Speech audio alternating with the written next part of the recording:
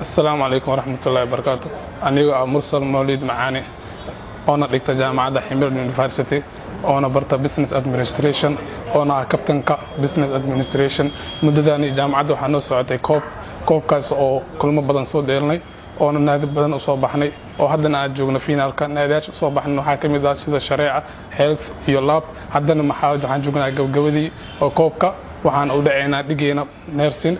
koobkaasoo finaalkiisna oo dhici doono maalinka sabtida halka waxaan ka rajaynayaa maalintaas guul inaan garoonkaas koobkan kala soo baxno halkan waxaan ugu madcalinayaa dhammaan macallimiinta dhammaan taageerayaasha iyo si gaar ah halkan ugu madcalinayaa macallinkii Abdi Fataax waana maasantiin bismillaah magacaygu waa Maxamuud Xasan Kaahin oo ku magac dheer Wardi dhigtana jaamacadda Himel